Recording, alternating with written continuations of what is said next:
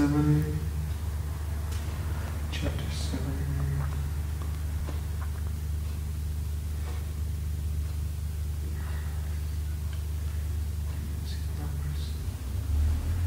Chapter 6.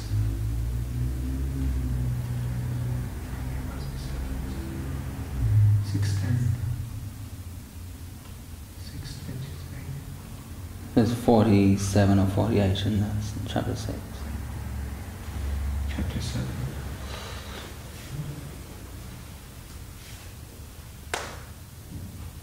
Knowledge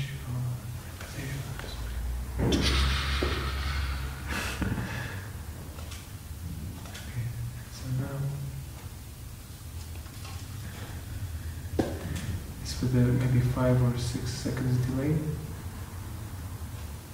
and we are live. Great. So let's I just scroll down in the usual manner? Yeah. Okay, excellent. Do you want the mouse? I'll bring you a mouse. It should be okay.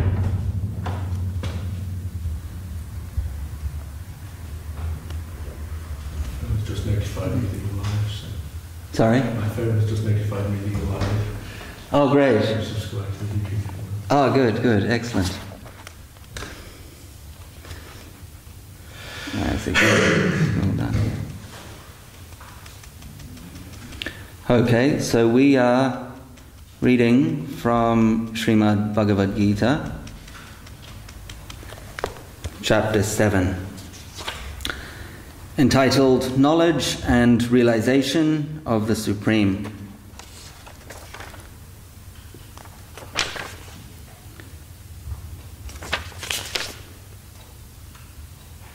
And as we often have on Wednesday, I have some... Oh, this is the mouse, okay. We have some people visiting for the first time. What's your name, sir? Sorry, My name is Simon. Simon. Gadadhar. Gadadhar, yeah. So we will explain some of the context of the Gita before running through some verses from chapter 7.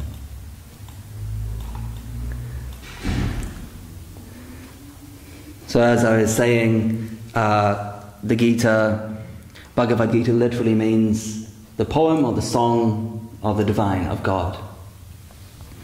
Bhagavan being God and Gita being poem or song. It is, you could say, colloquially described as in different ways depending on how you see it, but you could describe it as the spiritual truths, the condensed spiritual truths of old India, prehistoric India. You could also describe it even more prosaically as the Bible of the Hindus. Because inside Hinduism is like an umbrella, and in that umbrella there's many different interpretations of even who God is, or the highest conception of God, and then subsequent understandings of how to achieve spiritual perfection in relation to your particular definition of who or what is supreme consciousness. So you could call it the Hindu of the Bibles, because one universal principle you'll find is that even though there's a multitude of different sects under the Hindu umbrella, they'll all respect and cherish the Gita as providing unquestionable truth. The Gita is interpreted by Vaishnavas, or people who practice the path of love and devotion, which is us here, in that manner.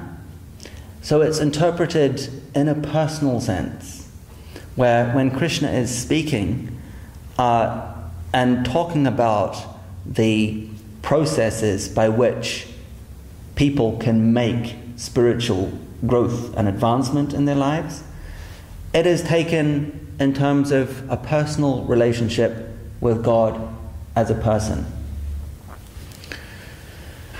With Krishna. And Krishna literally means all attractive.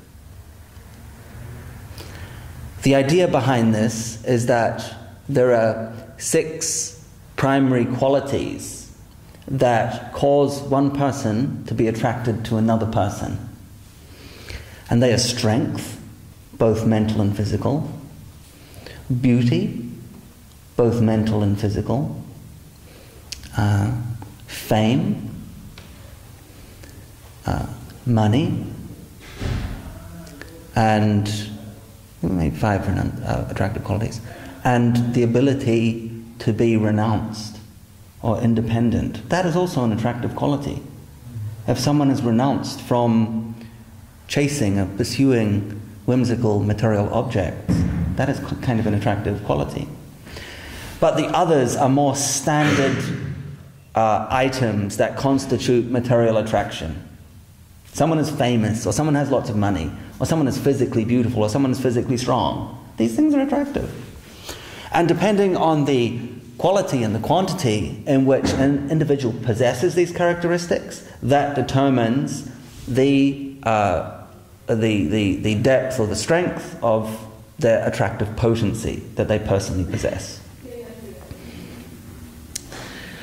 Because each person, each soul, carries the conscious spark that is in quality the same as that of God, then we all possess a small amount of attractive qualities. And we can see that manifested even on the physical plane. We've all got a certain amount of beauty, a certain amount of strength, a certain amount of money, and we use these to try and interact and fulfill ourselves in this material world. However, because these attractive qualities are limited, the subsequent pleasure achieved through trying to use them for happiness is also limited. Krishna suggests a person who has an unlimited supply of attractive qualities, which means that logically a connection with Krishna supplies potential for unlimited happiness. It's kind of a basic theory, logical theory. So the Gita is interpreted in terms of developing a relationship with the most attractive person, God. Doing this. From a historical perspective, the Gita was written, or spoken, I should say. It was written pretty soon, put down on paper pretty soon afterwards, 5,000 years ago. And it was spoken on a battlefield. And it's in the context of a larger piece of work called the Mahabharata, which is quite a large work. It's actually bigger than, I don't know why people use these two works to contrast the size of the Gita, but it's bigger than Homer's Iliad and Odyssey put together. Right. The Mahabharata is bigger than that. Wow. So it's quite a work. Some 100,000 verses? Is that correct? That figure comes to mind. Anyway, it's very big. I think it's 100,000 verses. As you'll see, the Gita is composed of these verses as well. And one portion of the Mahabharata is the Bhagavad Gita. And it's like the spiritual heart of this massive work, this tome, which is the Mahabharata. The Mahabharata pretty much culminates in a large-scale war between two royal factions, two parts of a royal family. And during that war, the chief warrior, Arjuna, is on one side, he has a breakdown when he views his relatives and his extended family and friends, some of them on his side, but some on the other side. And he has a negative epiphany and realizes that this is going to lead to the destruction of our family. This is a disaster. This is a big catastrophe. And he breaks down. And he says to Krishna, who's acting as his chariot driver, Arjuna is an archer, And Krishna is acting as his chariot driver. And he says to Krishna, I can't do this. He has a complete mental breakdown, and he has symptoms of perhaps hyperventilating and losing his equilibrium. He says to Krishna, I can't go through with this. I need some kind of counsel right here on the battlefield. And that is the immediate context in which the Gita was spoken. So then Krishna starts to speak to him fundamentally about the temporary nature of this world. That also who you see as your friends, as your family, they have their role to play, but they do not constitute eternal reality in terms of where your eternal interests lie. And with that understanding of eternal interest, a person can actually give their friends and their family love which is of real value, rather than love which only takes care of material interests. So Krishna continues chapter after chapter, and most Wednesdays we go through a chapter, I think, so it's cyclical. So let's start here with chapter 7. The Gita was, as I said, about 5,000 years ago. One more thing I'd like to add is that as well as providing direct spiritual knowledge, the Vedic understanding also provides other interesting stuff, like they talk about the ages. So time is considered cyclical, as is all other natural processes in the world. Everything operates in cycles, from the carbon cycle to the cycle of the sun and the moon, on which we build our time or calculate our time. And even so, with deeper insight, it's seen that there's also a cycle of the soul that goes from one body to another body, depending and driven by the nature of the life that person has lived. So Krishna is talking about, in the Gita, knowledge of the soul and knowledge of the Supreme. And in terms of a historical time frame, it's 5,000 years ago, which is considered the beginning of the current age. And this current age will last for 432,000 years. The previous age was twice that, which is what? About 864. Previous age twice that, and the previous age twice that. So this current age is 10% of a total cycle of 4 ages. But that's slightly beside the point. Astronomically, in the Mahabharata, which is telling you about the larger work of which the Gita is the spiritual heart, there are some astronomical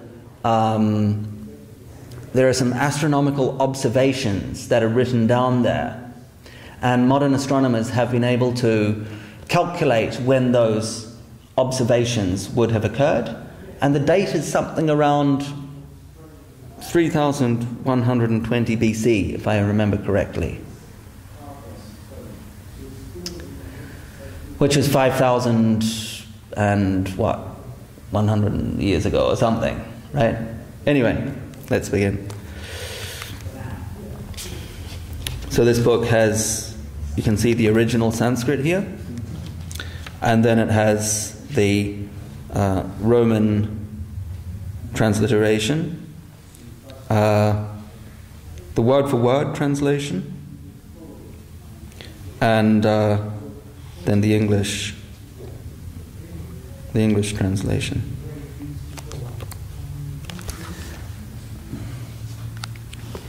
Shri Bhagavan uvacha Maya Shakta Manaparta Yogam Yunjan Madashraya Amshayam Sangramam Yatagyasyasit Shrinu. Shri Bhagavan uvacha means Bhagavan as in God, and uvacha means to speak. The Lord said, O Partha, Hear from me how, with mind attached to me, the Supreme Lord, linking your consciousness with me and taking refuge in me alone, you will without doubt be able to know me, my holy abode, my opulences, and my associates.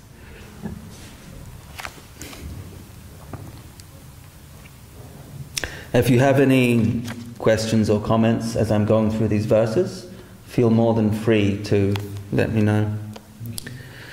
Jnanam te ham savijnanam idam vakshyam yasheshata yagyatva neha bhuyo nyaj gyatavyam avashishyati. Now I shall reveal to you this knowledge of my absolute power as well as the realization of my sweetness, knowing which nothing will remain to be known here on this supreme path.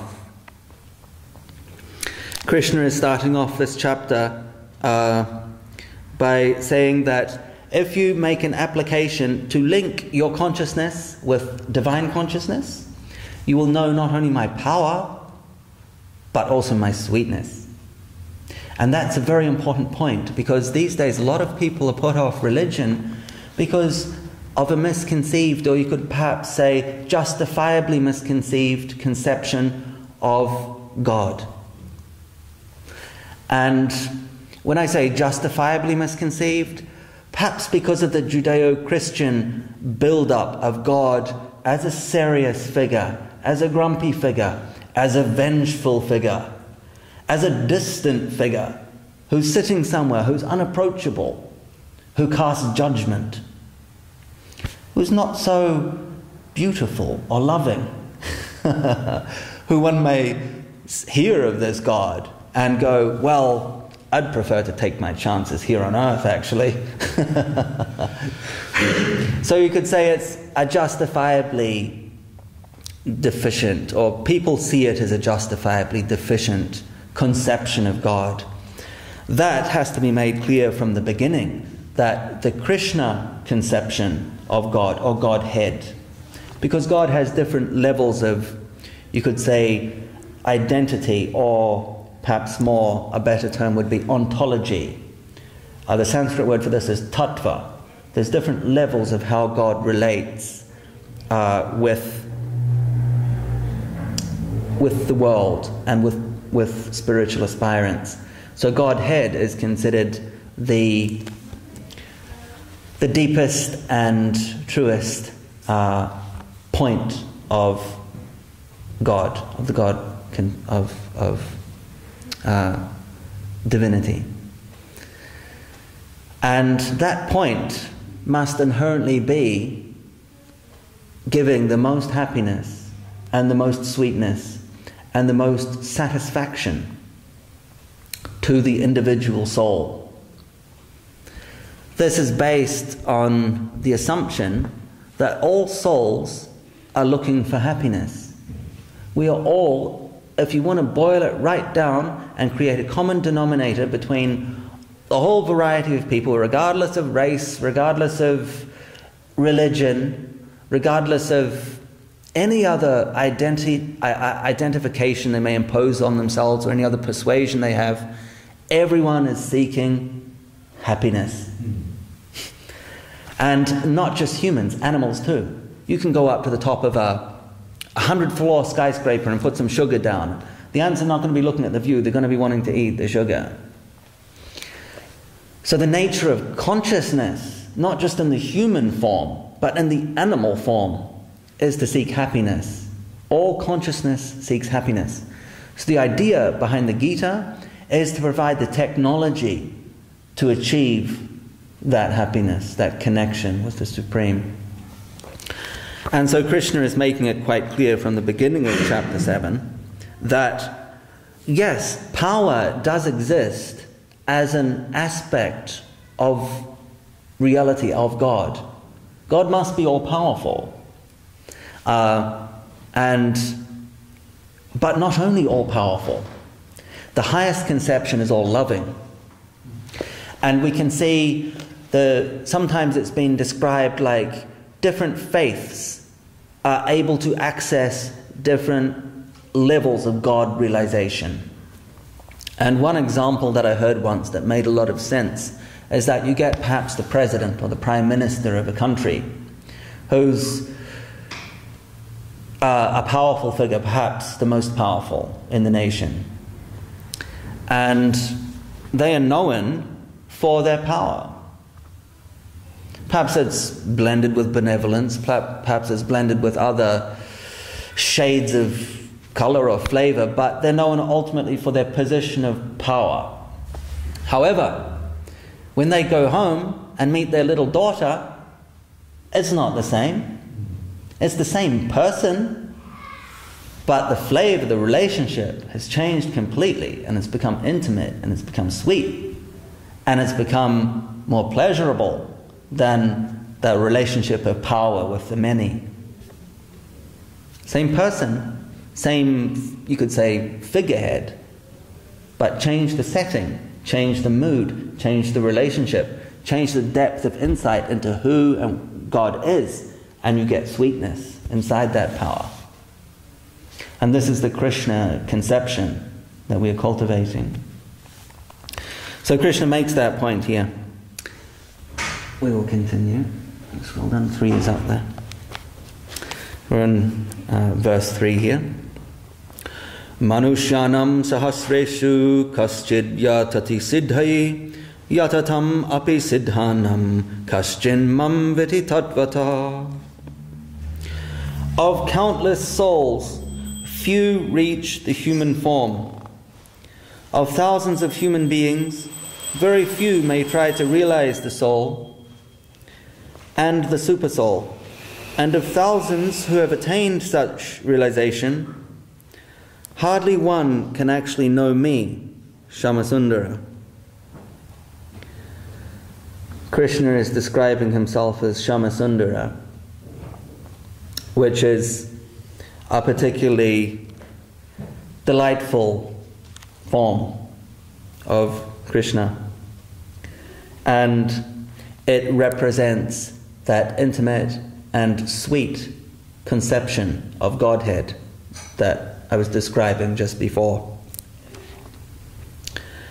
And so Krishna is giving a kind of like a, what you may say, it's not really a hierarchy, but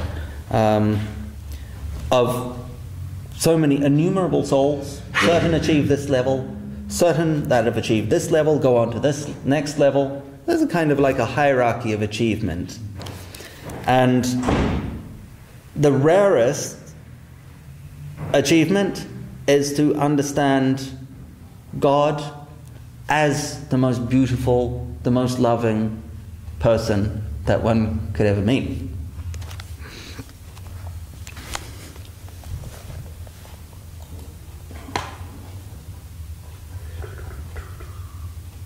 What have we got here? Verse 4. Okay. 2, 3. Number 4. Verse 4. Bhumir aponalo vayu kammano buddhir evacha ahankara iti yamme bina prakriti astada. Earth, water, fire, air, ether, mind, intelligence, and ego are the 8 divisions of my illusory potency in this world. Illusory potency means the energy that this world is constituted of. Illusory doesn't mean that it doesn't exist. It means that the idea that it has eternal existence that can provide happiness, that is a flawed perception. So in that sense, the concept that you can find life's the purpose of consciousness, the soul, individual soul, can find happiness and perfection in this material environment, that is an illusory prospect. So in that sense, Krishna is alluding to other potencies, which he possibly goes on to describe later. And he gives the ingredients of this illusory potency, what it is constituted of. And if you look at the continuum here, it goes from earth through to ego. And there's a total of 8 divisions. Earth is the grossest. Earth is the densest. And you can see the 5 elements are listed here. Water is the next dense, fire, air, and ether, or you could say space, the vacuum in which these other elements rest. And then we have more subtle elements, the mind, the intellect, and the ego. And the anatomy is such, it's like this. First is the soul, which is not constituted of this illusory potency. It's of what's called a tatashta potency, or a marginal potency. Tatashta essentially alludes to the idea that the soul has free will to choose good or to choose bad, and to create its destiny through such choices. The nature of its destiny being determined by the nature of its choices. So the soul is composed of a marginal potency. When it finds itself here, it's in an environment composed of different energy, called a mayak, or illusory energy, or material energy, for a perhaps more understandable term. And that energy is composed of 8 categories. Now, when the soul enters the illusion, the first thing they get is an ego, a sense of identity separate from themselves. That's the definition of ego we can run with here. And that ego then needs to be fed. That ego desires satisfaction or pursuit of happiness outside of the original constitutional nature of the soul. From the ego then sprouts the intelligence. How am I going to go about achieving my ends in this material environment? So a person sits down and they think about how they're going to do it. And then from there, from the intellect, the next casing, slightly denser, is the mind. The mind thinks, the mind feels, the mind wills. And the mind joins the ego, the intellect, and itself with the physical body. So there's a continuum of subtle to gross coverings that exist around the soul. And the idea of a spiritual process is to break down those coverings so you can see who you are, your pure consciousness behind those coverings. And it goes from there.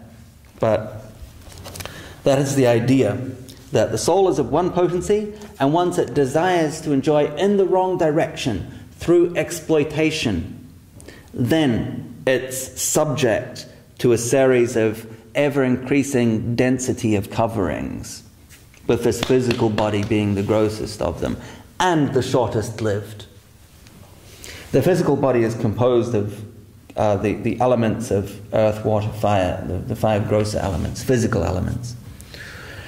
When it dies, when this physical body dies, the other elements are still there, existing, that will carry the soul based on its desire through to another physical body. And the cycle will continue. Does that... Are you... I understand. You understand it? Very good. Very good. Okay. So one quick question. Sure. I was brought up in a Christian context. Yes. I wouldn't describe myself as Christian per se, but I was brought up in a Christian context. Some of the central messages of Christian faith is one of forgiveness and the ability to go from somebody who's made mistakes, or Christian per se, to purity and God's sight through Jesus. Now, in terms of this cycle, and you mentioned about we move on based on the choices that we make. Yes. Is there room for forgiveness and from being a bad person or making bad choices to good choices? The reason I ask that is because my nature of my work involves working with a lot of people who have made very bad choices and landed themselves in prison. Yes. Absolutely. So is there room for forgiveness? Yes. Absolutely, and it's an essential tenet of the teaching. Essential. Because if we go to measure ourselves in the eyes of God and using any kind of scale of justice, we're going to look pretty poor. Considering our condition here, we've hooked ourselves into quite a pathetic condition, a temporary condition. We've subjected ourselves to all the frailties of a physical condition. We've subjected ourselves to what, from any objective analysis, must be an undesirable position where we're forced to undergo old age, disease, and then death. From any objective analysis, for argument's sake, people can say anything, but objectively, no one really wants to have to go through that because it doesn't fit with the nature of our achievement of happiness. If it's all taken away from us at some point, it's always a spectre looming on the horizon. So the whole thing is kind of pessimistic.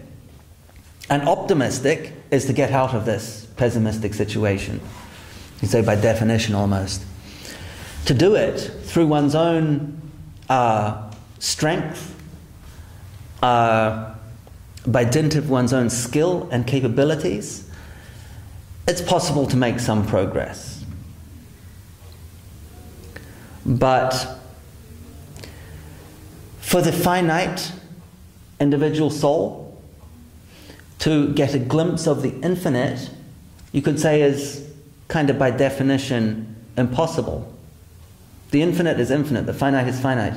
However, the finite, as the infinite, God, if he's infinite, must have the ability to show himself in full to the finite. But how would that happen without mercy? It's not going to happen by justice, is it? It's not going to happen by demanding it, or intimidation, or seduction, or any other logic and persuasion that people might use to get their way. It's only going to happen through the sweetness, the sweet, forgiving, all-merciful inner reality that is God. Not the powerful judging faculty. And that is what we try and cultivate in our lives. If we are to be asking for that to be shown to us and not showing it to others, that's more than hypocritical, isn't it? That's at the very least hypocritical. At worst, it's a bit mean-spirited. And in reality, nothing's going to happen. So, in answer to your question, yes, and that is a fundamental tenet of the faith. Our grand spiritual master, who is second from the left here in the picture, his name is Srila Sridhar Maharaj. And many of the books we read are written by him, or they're transcribed talks. They're recorded talks of his transcribed. But one of his famous sayings, and there's quite a few of them, is mercy over justice. That's what he said. We want mercy over justice. We don't go looking for justice, because in a sense all of us are here as a result of acts of exploitation. And exploitation is inherently unjust. To benefit or to try and get some enjoyment for oneself through harm to others. And if we look at the environment, that is essentially what's going on. The bigger are eating the smaller. That's the natural order. The microbes exist at one level. The larger organisms eat the smaller organisms. Then a fly will eat one of those larger organisms. Then a lizard will eat a fly. Then a snake will eat a lizard. Then a eagle may come and eat a snake. And some exist at the top of the food chain, sure.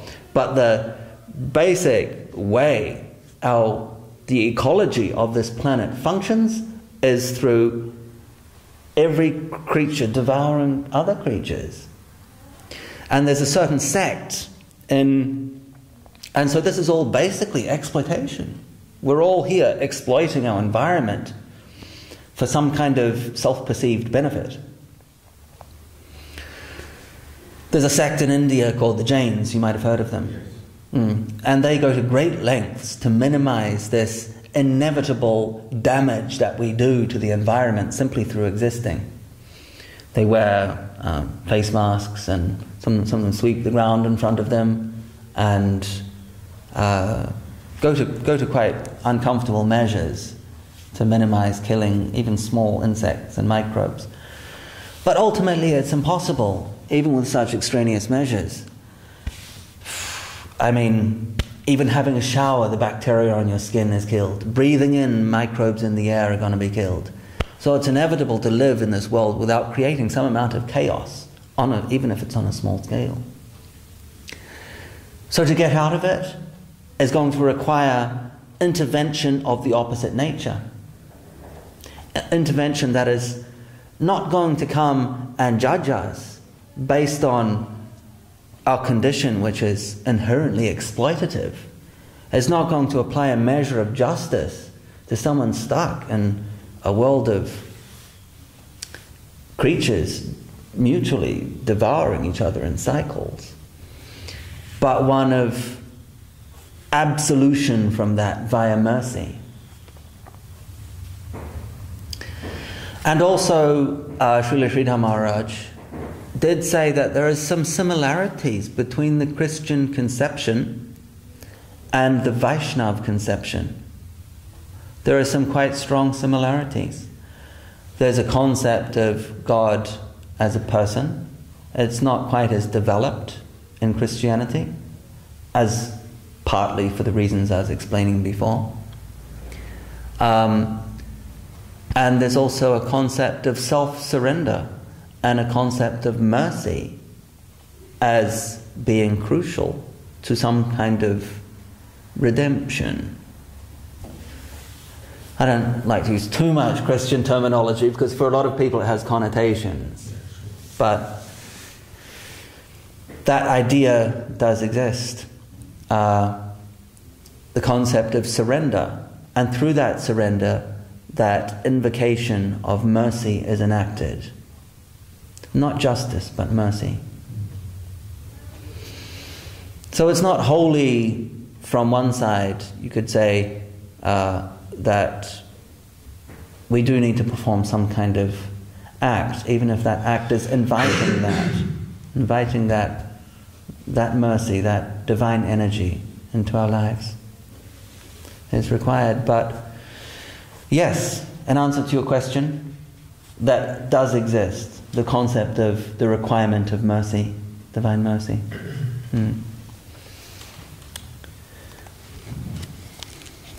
We'll continue with the next verse.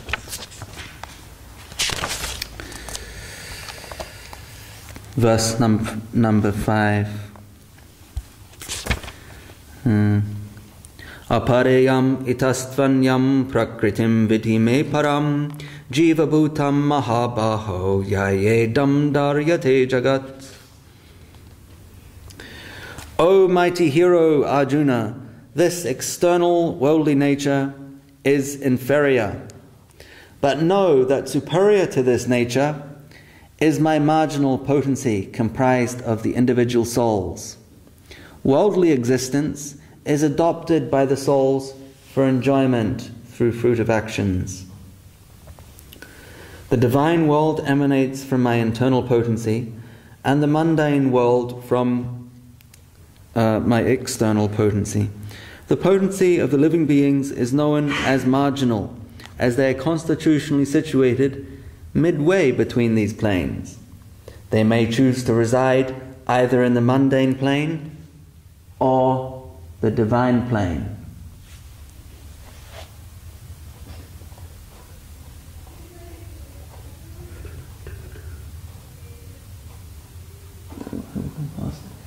Oh no, there's a little purport there.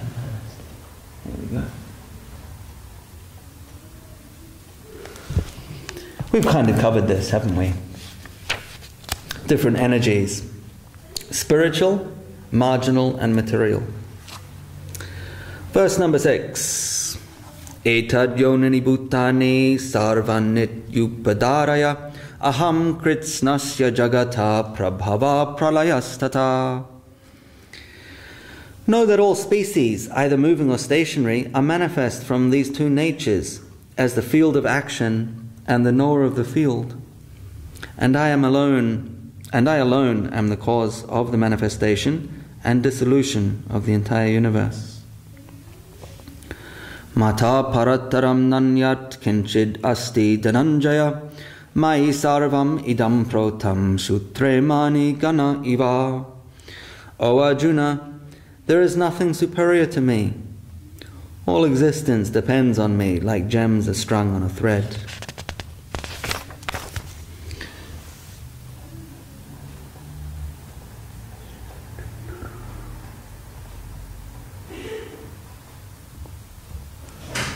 Verse 8. No, verse 9.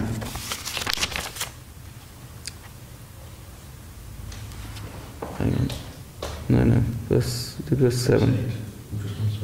We just did verse 7, didn't we? Yeah. Rasoham apsukunteya prabhasmi shashi suryayo pranava sarva vedeshu sabda ke purusham rishu. O son of Kunti, I am the taste of water, I am the radiance of the sun and the moon, I am Om, the fundamental vibration in all the Vedas. I am the sound in the ether, and I am the masculinity in men. Verse 9. Punyo ganda pritivyam cha tejas chasmi vibhavaso jivanam sarva bhuteshu tapas chasmi tapasvishu. I am the pure fragrance of the earth, I am the radiance of fire, I am the lifespan of all beings, and in ascetics I am the power to endure duality such as cold and heat.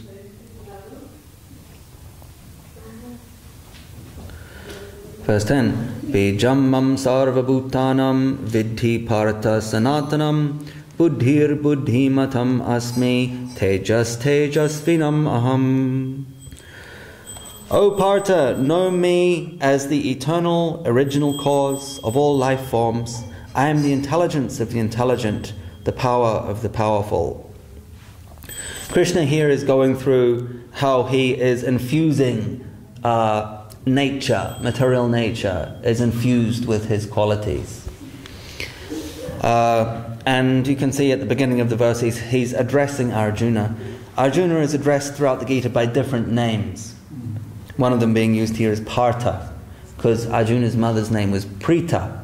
So Partha means son of Prita.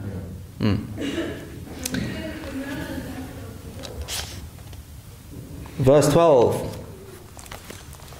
I should catch up on the screen. Verse 11 now, I think. Oh, so am I skipping ahead, am I?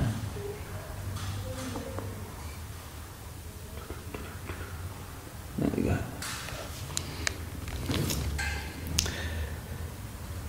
Right, you're correct. Balam balavatam chaham kamaraga vivarjitam dharma viruddho bhuteshu kamosmi bharatarsabha. O Arjuna, I am the strength of the strong, without selfishness and attachment, and I am the desire for procreation in living beings, which does not contravene the universal principles of religion. This verse has some import which we can mention before perhaps finishing up. And that is that Krishna is saying how he is percolating nature and he embodies these various qualities, the strength of the strong, the lifespan, the longevity of beings, and also the desire for procreation in living beings, which is the sexual urge. He is also that. And this is a point to be made because a lot of people, at least in the modern society, the modern social context, have a hang-up, perhaps, about spirituality's view towards sensuality and the particularly sexual indulgence and enjoyment. They have a hang-up about religion's hang-up about it. They have a hang-up about the hang-up. Now that may also be a justifiable concern, because in the name of moral establishment, there has been a lot of exploitation, a lot of subjugation, a lot of sexist subjugation, and general exploitation that's taken place. But the unfortunate thing is that there is, in my opinion, something of a throwing out of the baby with the bathwater. So in terms of getting rid of the stigma attached to sexual expression that some more Western religions have built up over 2 millennia, in order getting rid of that, they've gone the opposite way.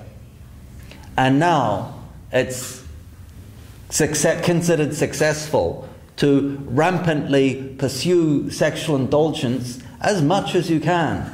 And the more you can, well, the better you're doing. With no sense of conscience about it all. Simply like an animal would follow its instincts in that sense, but bringing to bear all your human faculties to pursue your animal drives. Now, this is a dangerous situation, because we were talking about the energies before, and each energy must move and transform by its nature, so it must have a driving force. And if you think about it, the driving force behind this material energy that we find ourselves essentially stuck in is the sexual drive. There are many permutations of that, and many sort of perhaps, let's say permutations, but ultimately the fundamental flow is one of sexual energy. And if that is not properly harnessed, then energy can be just as destructive as it is constructive.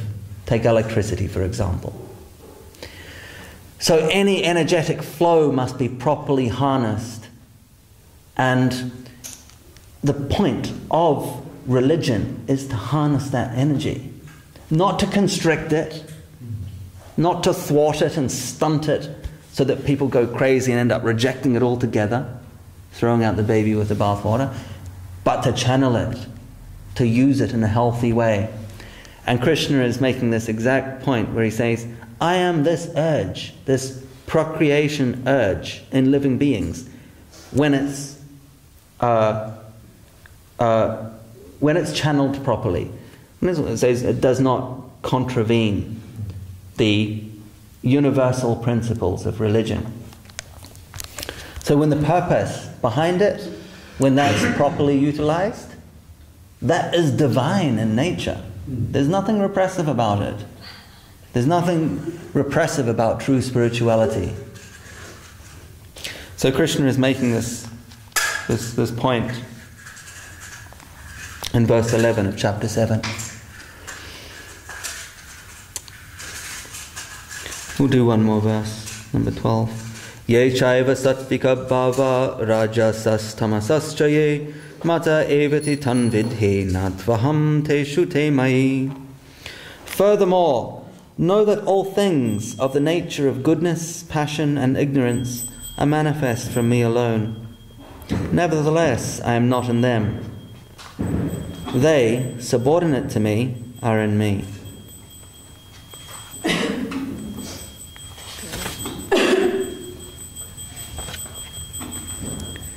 I think we can leave it there for now. Do you have any comments? Probably more of an observation. Yes. Possibly a question. I'm not quite sure yet. But, sure. I'm intrigued by this idea that ignorance comes from God as well, because surely God is anything but ignorant. Yes. That's a good observation. This is in verse 12, and there are what are called 3 modes to nature in this world. And you can see that one of them is ignorance, as you spotted. The other one is passion and goodness. And they are known in Sanskrit as tamas, is ignorance, rajas is passion, and sattva is goodness. And there are always an interplay. So first there's the categories of energy: spiritual, and then marginal, which is the constitutional makeup of a conscious individual soul, and then material energy, which is what is here existing in. And so a further subdivision of the material energy is into rajas or tamas, rajas, and sattva. 3 different, there's different words that can be used to describe them. Tamas is sometimes described as darkness, rajas as an interplay of darkness and light, and sattva as light. Or tamas as inertia, rajas as motion, and sattva as equilibrium. Either way, you can begin to get an idea that one is somewhat destructive, the other is one of movement, which is passion-filled and ambitious, and the other is one of peace and inspiration and equilibrium. And Krishna is saying, yes, that they are manifest from me. No one else created these things. They are there. So in answer to your question, it's essentially, why did God create ignorance? Why is this? If ignorance is a category of this material nature, we may reframe the question and go, why is there this material nature which causes us suffering? Why do bad things exist as such? And they exist as an alternative. They exist as something to facilitate an expression of free will. If there is no alternative to loving someone, that love, in a sense, has nothing to contrast itself with. There's nothing for the free... There would be no concept of free will if there was no alternative to love. And it is also not like something insurmountable has been created. So that although this world is an interplay of sattva, rajas, and tamas, that tamas itself is not some kind of permanent negative trap that someone may get involved in. It does exist. For example, intoxication is considered an activity governed by the energy of tamas, or ignorance is the word used, generally the most common word used to translate it. But the quality of tamas, or ignorance, is to perform activities that seem to be providing some kind of pleasure, but are actually highly damaging to oneself. But that choice is there. We have that choice. And things that will cause addiction, and things that will cause a degradation of someone on multiple levels, which is what intoxication does. Physical, psychological, relationship-wise, in terms of your finances, everything. And passion is largely symptomized in today's world by the pursuit of money and sensual enjoyment. It does get some involvement with intoxication, but not the heavy addiction of a person trapped in intoxication. It's more the ambition, the action, that movement, that pursuit of money, of status. That is rajas. And that is considered that okay, yes, although there's a sense of optimism there, there's a sense of potential and there's a sense of accomplishment, ultimately it ends in tears. It's like the adult version of kids energetically running around playing with each other. There's a high chance that they're going to trip and fall, something will happen, end in tears. There's no examples are perfect, but that's the kind of the rajas energy.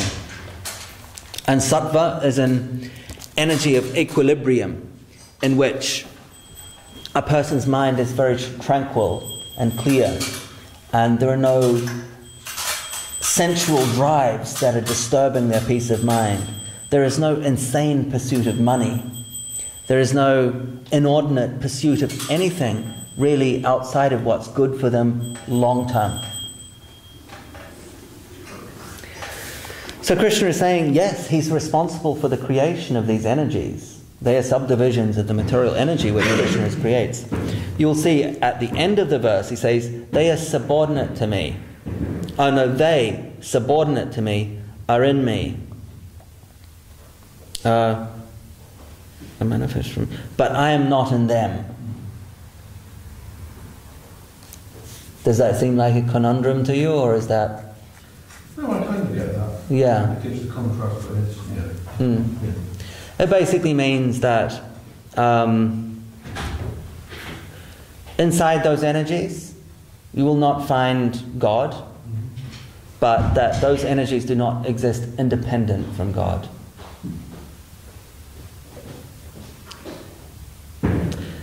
That is the simplest explanation of that. Thanks for bringing that up. Sorry to ask so many awkward questions. Sorry? Sorry to ask so many awkward questions. No, that's what this Gita class is for. And that's what all talks here are for people to ask questions and to stimulate discussion and understanding and learning. So, questions are more than welcome. Sorry? I could go on all night with this. Oh, really?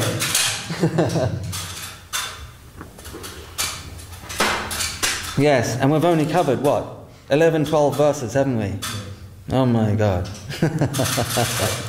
We should finish because it's about 8. We can continue, we're going to have some dinner, and so we continue talking over dinner or any other time.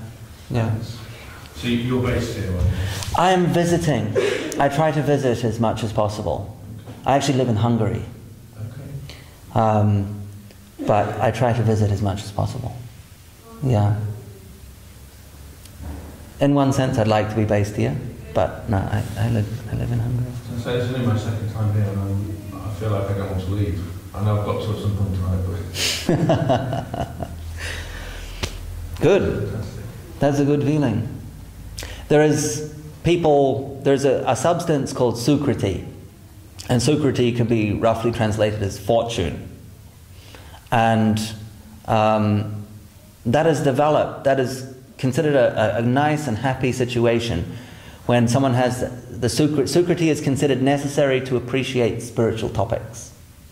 Spiritual topics can be presented as logically as a human being possibly can to another. But if someone does not have sukriti, they cannot appreciate it and imbibe it and take it on board.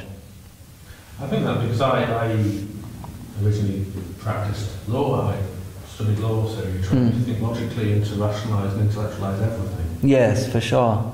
And without trying too much of my bed over the last couple of months, various things have happened in my life, and now I'm in this journey of exploration. But actually I'm finding that the less I rationalise and the less I intellectualise, the more engaged and the more open things become for me. Because I've always looked at that logical path. Yes, sure. Good point. Every aspect of my life, but there are some things that I'm resistant. Anyway, I could go on all night. Good. Okay, we'll finish up there, and there's a traditional song we sing at the end of the talks, which is on page, if you take it forward, page 60, I think, of this book. Am I correct? Yes, it's on page 60.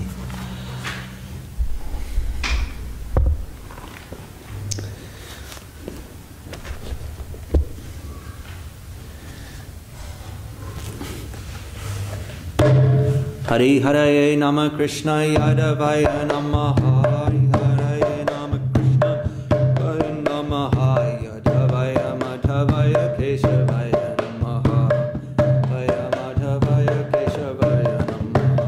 Gopala Govinda Ram Sri Madhusudana. Gopala Govinda Ram Sudana. Giri Hari Gopinath Madana Mohana. Giri Hari Gopinath Madana Mohana. Shri Chaitanya Nityananda Shri Advaita Chandra. Shri Chaitanya Nityananda Advaita Chandra. Gadadhar Shri Vasari Gaura Bhakta Vrinda. Gadadhar Shri Vasari Gaura Bhakta Vrinda. Jai Rupa Sanatan Bhatta Raghunatha. Jai Rupa Sanatan Bhatta Shri Jiva Gopala Bhatta Das Raghunatha. Shri Jiva Gopala Bhatta Das Raghunatha. Jai Goshai Gauri Charana Bandhana.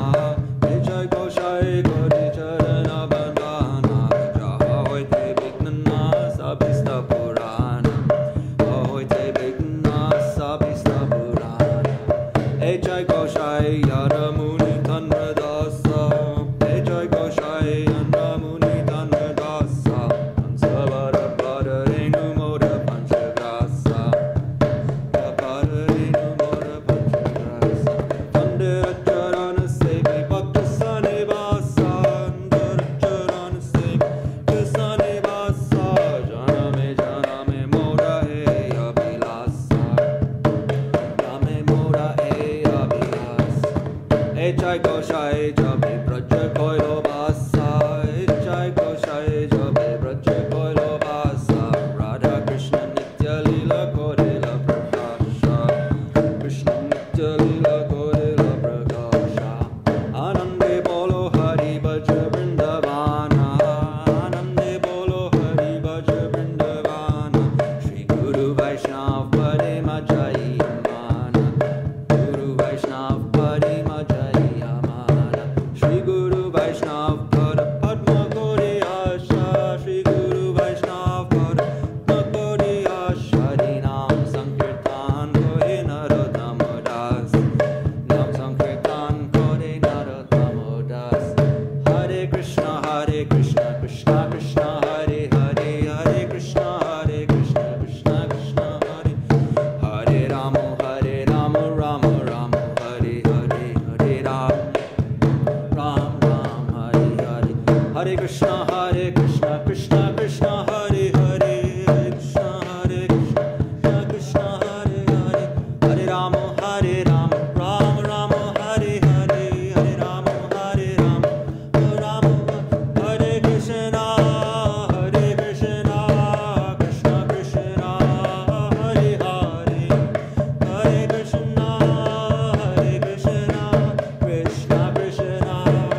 Hare. Hare Krishna Krishna Krishna Hare Hare. Hare Rama Rama Rama Hare Hare. Hare Rama Rama Rama Hare. Jaya Guru Deva Jaya Guru Deva Jaya Guru Deva Jaya Guru Deva Jaya Guru Deva Jaya Guru Deva Jaya Guru Deva Jaya Guru. Gaura Hari Bol Hari Bol Hari Bol Nitai Gaura Hari Bol Nitai Gaura Hari Bol Hari Bol Hari Bol Nitai Gaura Hari Bol. Jai Svarikara Shri Shri Guru Gauranga Radha Giridhar Ji Ki Jai. Jai Vishnu Pad Srila Bhakti Nirmala Charja Maharaj Ki Jai. Jai Vishnu Pad Srila Bhakti Sundar Govinda Dev Goswami Maharaj Srila Gurudev Ki Jai. Jai Vishnu Pad Srila Bhakti Rakha Sridhar Dev Goswami Maharaj Ki Jai. Jai Vishnu Pad Srila Bhagavan Srila Bhakti Siddhanta Saraswati Goswami Maharaj Prabhupada Ki Jai. Shri Rupanuga Guru Bharat Ki Jai. Namacharya Srila Haridas Thakur Ki Jai. Samveda Vaishnav Mandal Ki Jai. Samveda Bhakti Vrinda Ki Jai. Shri Harinam Sankirtan Ki Jai. Taigo Pranandi Hari Bol.